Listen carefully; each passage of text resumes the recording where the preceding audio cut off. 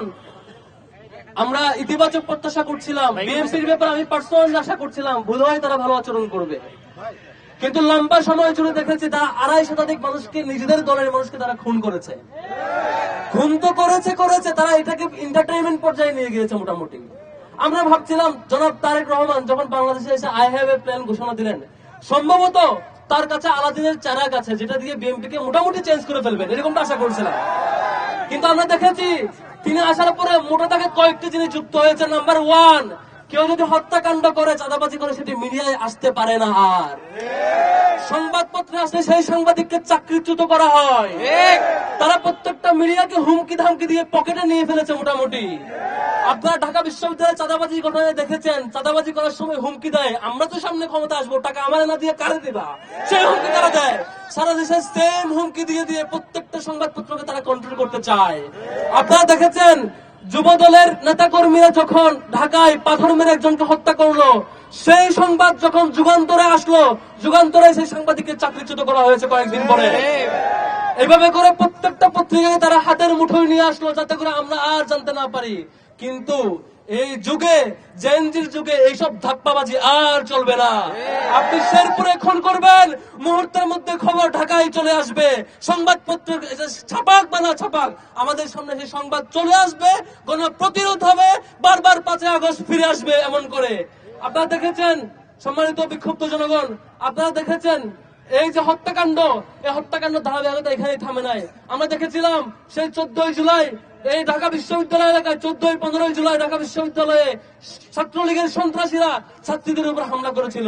এখন আমরা দেখি বিএনপির সন্ত্রাসীরা গ্রামে গ্রামে নারীদের উপর হামলা করছে। সেম তাদের উপরে সেম, এই যে নারীদের উপর হামলা করা, এই যে প্ল্যানের অংশ, তারা মিডিয়াকে কন্ট্রোল করা, সবকিছু কন্ট্রোল করা, আবার নাটক মঞ্চস্থ করে লজ্জাহীনতার বহিঃপ্রকাশ, তারা মঞ্চে আবার নারীদের ডেকে নিয়ে এসে নাটক মঞ্চস্থ করে।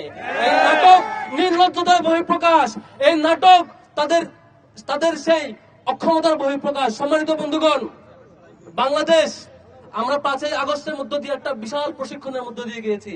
আমরা জানি কিভাবে আর্মি, পুলিশ অফিসার থেকে শুরু করে সবাই নিষ্ক্রিয় থাকলো, কিভাবে সন্ত্রাসের বিরুদ্ধে গণপ্রতিরোধ গড়ে তুলতে হয় সেটা আমরা জানি।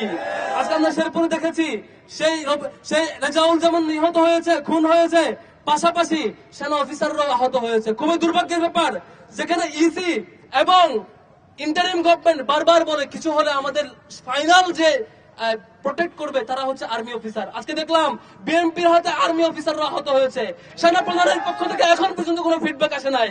আমরা সেই নির্লজ্জ অ্যাপ্রোচ আমরা দেখতে চাই না। হ্যাঁ, এটাও সতর্ক করতে চাই যে বিএনপি গত লম্বা সময় জুড়ে সারা দেশে ক্যাম্পেইন করছে, বড় বড় বক্তৃতা রাখছে, এখন পর্যন্ত জুলাই সনদের পক্ষে একটি মাত্র বক্তৃতা তারেক রহমানের পক্ষ থেকে আসে নাই। এই নির্লজ্জ আচরণ, জুলাই শহীদদের প্রতি এই নির্লজ্জ অ্যাপ্রোচ, শহীদদের প্রতি এই বিশ্বাসঘাতকতার জবাব আমরা 12 তারিখ দেব ইনশাআল্লাহ। আমরা এখন সতর্ক করতে চাই, যদি আপনারা সেই হাসিনার পথে হাঁটতে না চান, আপনাদের যদি সেই পালানোর পথ খুঁজতে না হয়, সময় থাকতে আপনার দলকে গোছান, খুনিদেরকে সরান। সেই 12 তারিখ যাতে জুলাই গণঅভ্যুত্থানের পক্ষে, হ্যাঁ ভোটের পক্ষে মতামত দেয়, সেই ক্যাম্পেইন আপনারা শুরু করুন। আপনাদের নারী আক্রমণকারীদের বিরুদ্ধে ব্যবস্থা নিন। যদি ব্যবস্থা না নেন, অতি শীঘ্রই দলীয়ভাবে ব্যবস্থা আমরা ধরে নিব। আপনারা সাংগঠনিক সিদ্ধান্ত নিয়ে খুন করছেন, আমরা ধরে নেব। আপনারা সাংগঠনিক সিদ্ধান্ত নিয়ে সরাসরি আপনার কমান্ডার নারীদের উপর আক্রমণ চলছে।